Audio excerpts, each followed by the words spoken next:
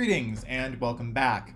In our last podcast, we talked about onsets, part of onsets and rhymes. In this particular podcast, we're going to talk about rhymes and we're going to talk about word families.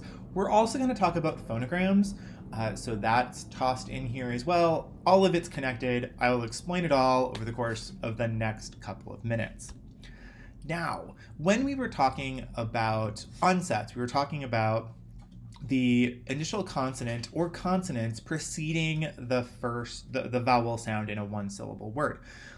When we're talking about a rhyme, we're talking about that vowel and everything that happens after it. Remember, we're talking here about single-syllable words. So this particular piece, app, in the word cap, is the rhyme, R-I-M-E. And the rhyme is the vowel and the consonant or consonants that follow or follows the vowel at the end of a syllable. So let's go through some examples to kind of bring this concept to life. Here I've got 5 words: spend, beg, shut, drink, blame. In our last podcast, we would have been focusing on those consonants at the beginning of these words, but instead here we're focusing on that vowel and what comes after it. So in spend, E-N-D would be the rhyme. In beg, E-G would be the rhyme. U-T in shut, I-N-K in drink, and A-M-E in blame. But Nick, you might be saying to yourself, blame actually has 2 vowels in it. So here's the thing about a rhyme, is that when we're thinking about onsets and rhymes, the important thing to remember is that an onset can have multiple vowel letters or graphemes in it, but it can only have one vowel phoneme.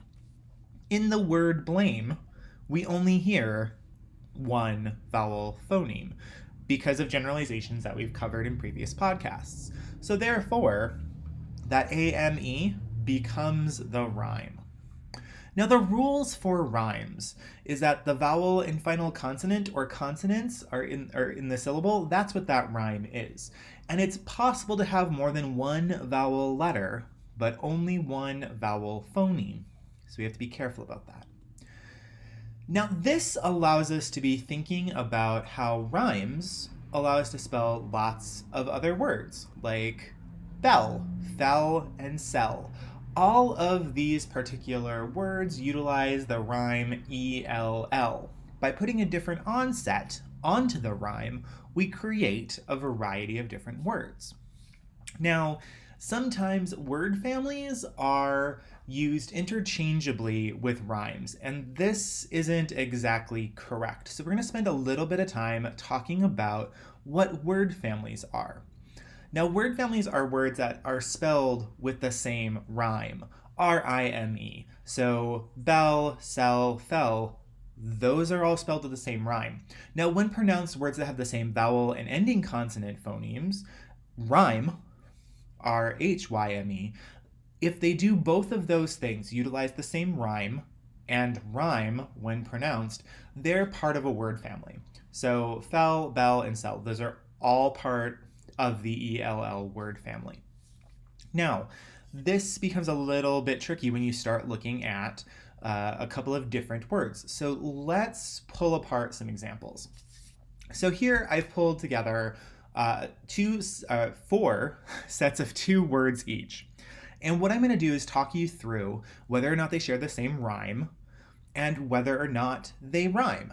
Now, I've introduced these 2 new terms, rhyme and rhyme, though they're not, rhyme's probably not new, R-H-Y, but R-I-M-E is probably new. A good way to remember which rhyme is which is rhymes, R-I-M-E, are things that you see. So there's an I in the middle of rhyme. So there's things that you see. An R-I-M-E is something that you see. It's a spelling pattern. In the other case, it's R-H-Y-M-E. These are things that you hear. So think about that. Is it an I or is it an H? If it's an H, you hear it. If it's an I, you see it. Okay, so let's move on.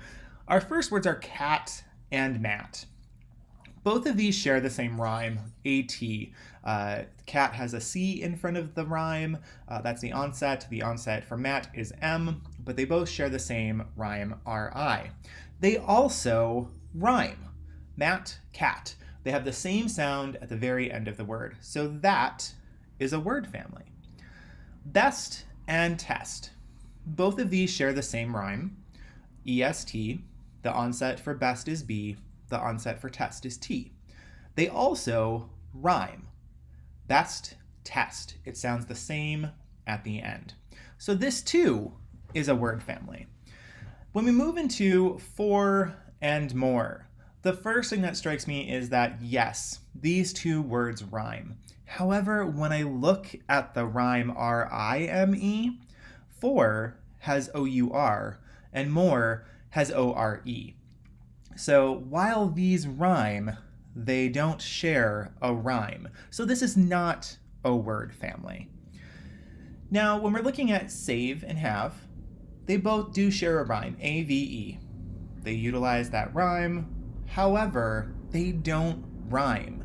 Save does not sound the same way that have does at the very end of the word.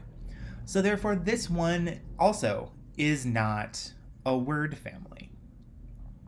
Now, when you're thinking about word families, they both have to share that same spelling pattern, the rhyme, the pattern that you see, and they have to rhyme in terms of sounding the same at the very end. Now, we often will find these units, these not necessarily rhymes, but we'll often find these sound units that are utilized within a lot of different words and sound usually the same, like in art, mark, star, partial.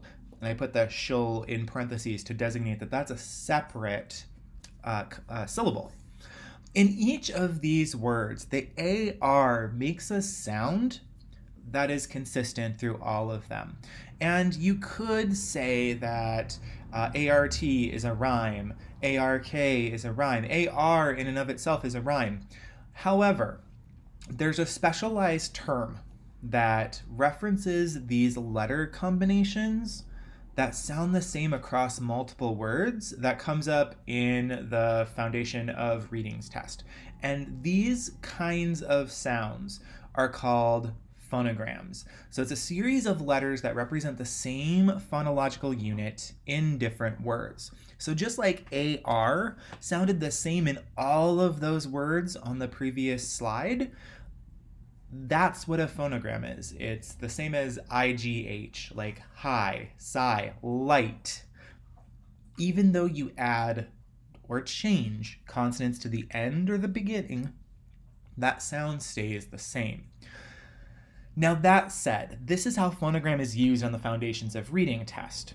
Depending on who you talk to, phonogram is often also utilized to reference what we've been talking about as a grapheme or a phoneme.